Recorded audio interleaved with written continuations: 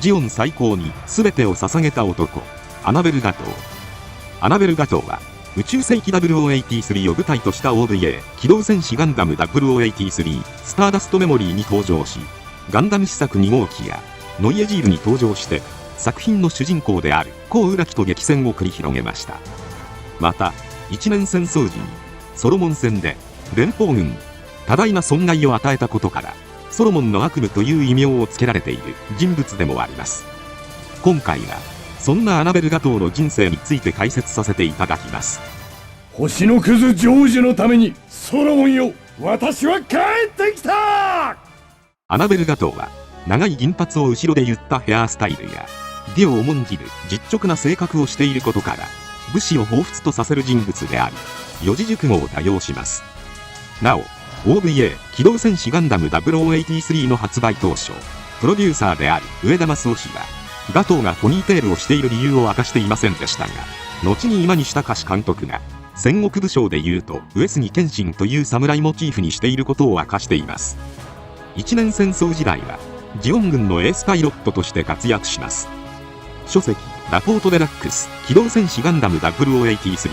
スターダストメモリーのスタッフ座談会の話では、正式スコアで撃墜数100機前後であり、他に撃墜数200機という話も存在します。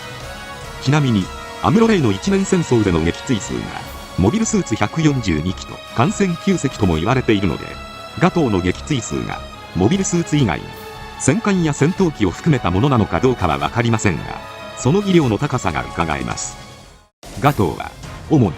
ボズルザビが指揮する宇宙攻撃軍第302小海中隊隊長として、ソロモンを中心とした中域で活動していました。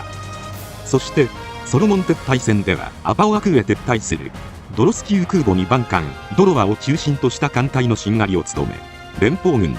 壊滅的な打撃を与えました。この戦闘で、8隻の戦艦を撃沈し、獅子奮陣の活躍をしたことから、ソロモンの悪夢の異名がつき、後の連邦軍士官学校の教本に載るほどの存在になりました。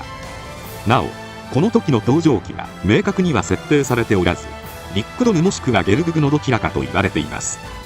例えば、PS2 用ゲーム、機動戦士ガンダム、巡り合い空の映像では、ビームバズーカを装備したリックドムに登場し、アムロレイのガンダムとも交戦します。ただし、決定打を与えられずに撤退するという形になっています。寿司氏の短編漫画集、イケイケ僕らのビクトリーガンダムに収載されているソロモンの悪夢では、連邦軍のソーラシステムによってリックドムが損傷し、試作大型ビームライフルを携行したゲルググに乗り換えています。その後、連邦軍主力艦隊の足止めとして出撃し、カイシデンやアムロレイにプレッシャーを与え、セイラマスの G スカイを横切っていき、8隻もの艦艇を沈めました。さらに、同漫画集に収載されているアバオア空戦終盤の学徒兵の話を描いた漫画、12月31日の決意では、同じくゲルググに登場しているのですが、そちらでは、ビームナギナタではなく、ビームサーベルを装備している様子が描かれています。OVA 機動戦士ガンダム0083の第1話では、アバオア空防衛戦にて、緑の胴体、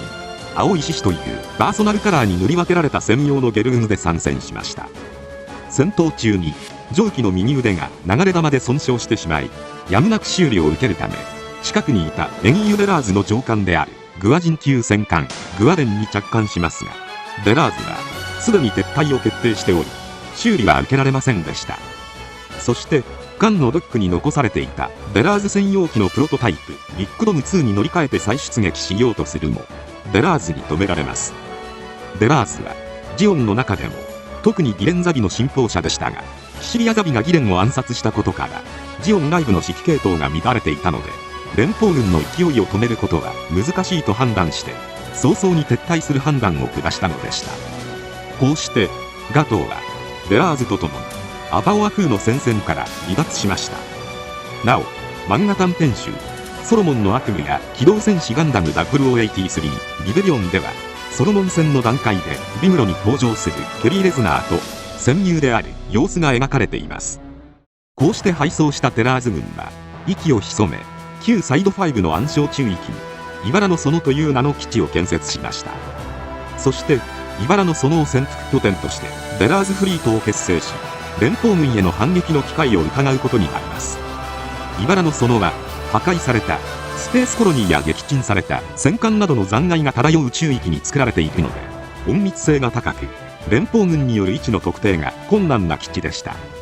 さらに茨のその2は艦艇の修理や補給のための施設のみならず、モビルスーツの開発工場まで存在しています。しかしジャンクから作られた基地であり、その居住性は劣悪で、将兵の中にはサイド6や月面都市で生活する者も多かったようです。なおガトーが一年戦争終結後、一時は月で生活をしていましたが、その際ニナ・パーフルトンと恋仲にあり、さらにテリー・レズナーとも交流があったとされています。剣道将来、またソロモンのように靴輪を並べよう。組織再編を終えたデラーズフリートは、連邦軍の核兵器の運用を含めたガンダム開発計画の情報を入手します。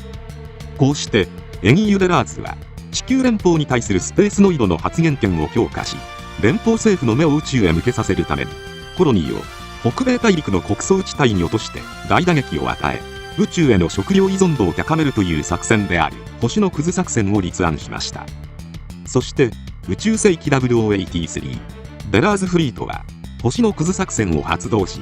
ガンダム試作2号機を奪取するべくガトーをトリントン基地に送り込みました。ガトーは地球連邦軍トリントン基地にバルフィッシュというコードネームを使用し、ニック・オービルの乗るジープで潜入します。何食わぬ顔で連邦軍の上官を装ってコーとキースと会話を行い、見事に核弾頭搭載のガンダム試作2号機を強奪しました。ちなみにアニメ版では2号機に登場する際、かつての恋人ニナ・パーフルトンと顔を合わせるも知らぬ間柄のような素振りとなっていましたが、漫画機動戦士ガンダム0083リベリオンでは、ニナがガトーの顔を見ようとした瞬間、ガトーの仲間がニナが乗るクレーンを動かしたので、ニナはガトーの顔を見ていないという演出に変更されています。2号機を強奪したガトーは1号機を狩る荒野連邦軍の追撃の手を振り切りながらアフリカ方面へ逃亡し、 HLV で宇宙への脱出に成功しました。その後宇宙へ戻ったガトーはガンダム試作2号機に登場し、コンペイト宇宙域で行われた連邦軍の観艦式を襲撃します。集結していた連邦軍艦隊に向けての核攻撃によって艦隊に壊滅的な打撃を与えることに成功しましたが、核攻撃の直後追撃してきた高のガンダム試作1号機フルバーニアンとの一騎打ちでは最終的には相打ちとなり、機体を捨てて脱出しました。こうして連邦の主力艦隊を殲滅することに成功したデラーズフリートはコロニー落としを敢行します。ガトーはデラーズフリートを援助するために同じジオン残党のアクシズ戦艦艦隊から提供されたモビルアーマーノイエジールに登場し、再び戦場へ向かいました。素晴らしい。まるでジオンの精神が形となったようだ。ノイエジールで出撃したガトーはコロニー落としを成功させるため、連邦軍がコロニー破壊を阻止するべく切り札として展開していたソーラシステム2のコントロール艦を破壊し、さらにコロニー内部のコントロールルームに侵入してコロニーの最終起動調整を行います。そこで過去の恋人であるニナと再会し、コウに隙を突かれて脇腹を負傷しますが、ニナの助けにより脱出しました。その後コウと決着をつけるべく最後の一騎打ちを繰り広げました。しかしデンドロビウムを拘束して勝利は目前かと思われたさなか、連邦軍のバスクオムが味方の損害も無視したソーラシステム2の第2射を放ったため、ノイエジールもデンドロビウムも中破し、2人の決着はつきませんでした。ガトーはコウにとどめを刺さずにその宙域を離脱し、残存した部隊と合流します。そしてアクシズ戦艦艦隊へ到達するため、連邦軍艦隊の包囲網を突破しようと特攻をかけますが、圧倒的多数の戦力差の前にその命を散らせるのでした。なお漫画機動戦士ガンダム0083リベリオンでは流れが異なり、ガンダム試作3号機とノイエジールの戦いの終局で3号機ステイメンビームサーベルを突きつけられるも、コウはガトーを殺さずにコックピットブロックを剥がして離脱しました。その後ニナが乗るコムサイが助けに来ましたが、コロニーが地上へ落下し、同時に3人はバラバラに消えていきました。そしてコウは3号機とともに発見され、ニナはコウの元へは戻らず宇宙へ戻る道を選び、ガトーは生死不明となるのでした。そのため後にガトーらしき人物が再登場し、再び物語を繰り広げていくことになります。